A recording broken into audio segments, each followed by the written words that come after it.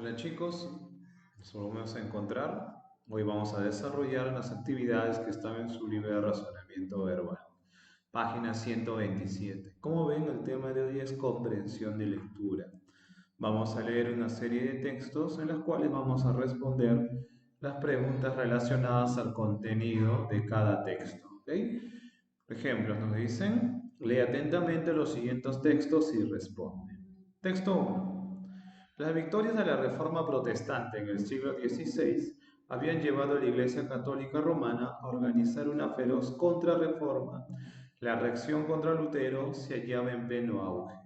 Se luchaba en Europa por la Guerra de los 30 años. En 1622, Roma creó la institución para la propagación de la fe, de la cual se deriva la palabra propaganda. Católicos y protestantes se enfrascaban en lo que hoy llamaríamos una guerra fría, en la cual, de haberlo sabido Galileo, no había cuartel para hombre grande o pequeño. El criterio era muy simple en ambos lados. Quien no esté con nosotros es un hereje. Hasta un intérprete de la fe tan poco mundano como el cardenal Belain había considerado intolerable las especulaciones astronómicas de Giordano Bruno y le había enviado a la hoguera. La iglesia era un gran poder temporal y en esos años aciagos se batía en una cruzada política en la que todos los medios eran justificados por los fines, la ética del Estado policial. ¿Ok? Entonces en este texto están hablando sobre un tema. La sugerencia es que ustedes vuelvan a leer, ¿ok? Para que luego puedan ir marcando, subrayando, resaltando las ideas más resaltantes. ¿Ok? Entonces, una vez que ustedes han terminado de realizar su segunda lectura, vamos a responder las preguntas. Pregunta 1. El fragmento anterior trata sobre, veamos, el texto está hablando sobre qué asunto, sobre qué es lo que da a entender en el texto. ¿Que habían qué cosa? Exacto, dos grupos, ¿sí o no? Que estaban los protestantes y los católicos. ¿Y qué ocurría con ellos? Estaban por una lucha, estaban en un pleito, ¿no? ¿Y cuál es el pleito? Por el dominio del campo religioso. Correcto, la respuesta sería la D. Según el fragmento presentado, Lutero. ¿Qué se dirá sobre Lutero? Vamos a ubicarlo en el texto. Dice. Había llevado a la Iglesia Católica Romana a organizar una feroz contrarreforma. Dice. La reacción contra Lutero se hallaba en pleno auge. Quiere decir que estaban realizando digamos, actividades, una serie de hechos que estaban en contra de Lutero, ¿no? Eso es lo que da a entender este texto. Entonces, ¿cuál sería la respuesta? Que se desató a la larga una lucha en su contra. Exacto.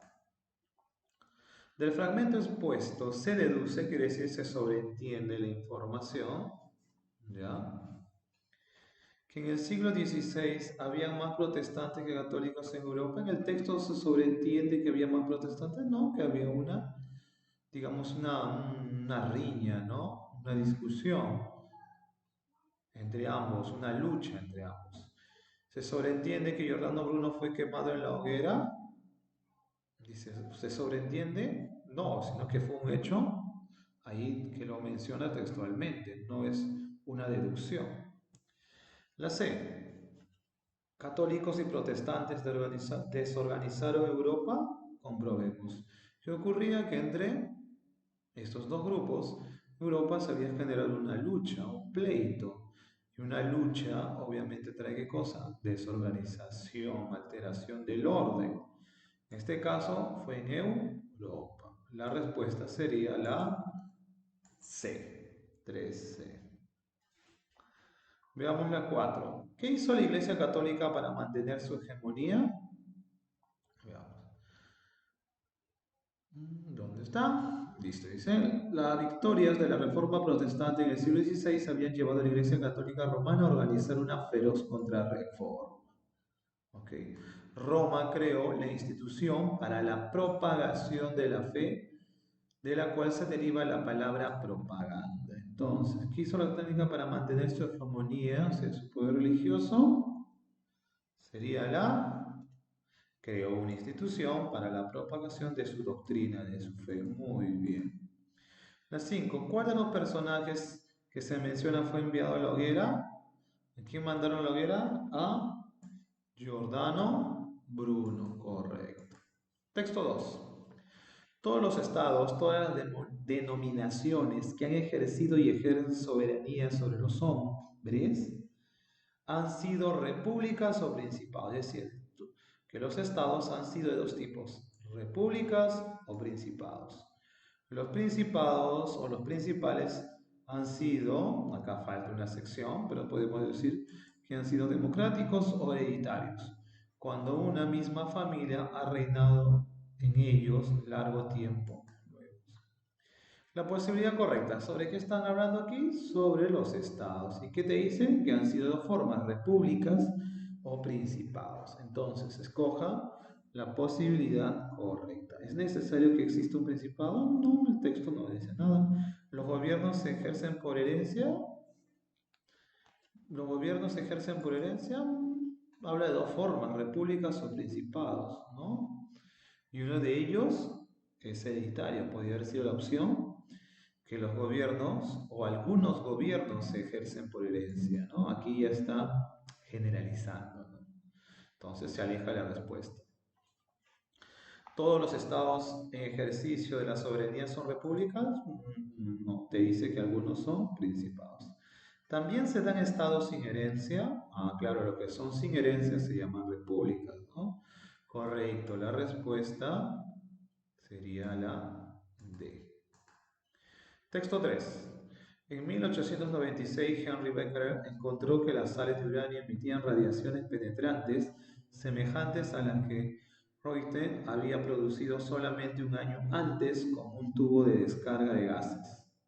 Los elementos que son naturalmente radioactivos emiten radiaciones espontáneamente, sin la adición de cualquier energía de ellos. Posteriormente veremos que la radioactividad artificial puede producirse añadiendo energía a los núcleos originalmente estables. Rutherford y Soddy, investigando el fenómeno descubierto por Becquerel, encontraron que los hechos empíricos de la reactividad podían explicarse suponiendo que los átomos reactivos no eran estables, sino que se desintegraban a velocidades características para formar nuevos átomos de otros elementos tan pronto como las emisiones radiactivas. Se identificaron experimentalmente y se probó que los rayos alfa eran realmente iones de helio. Llegó a estar claro que las suposiciones hechas por Rutherford y Soddy eran concretas. ¿Okay? Sobre el uranio. Veamos, sobre el uranio. Fue descubierta en 1896, no, y descubrieron las radiaciones del uranio. Tenemos luego, ¿son sales radiactivas? Veamos que las sales de uranio emitían radiaciones, quiere decir que son radioactivas. Muy bien, la respuesta es la B. Los elementos naturales radioactivos. Veamos. ¿Qué hace referencia sobre los elementos naturales radioactivos? Veamos lo que estaba por aquí.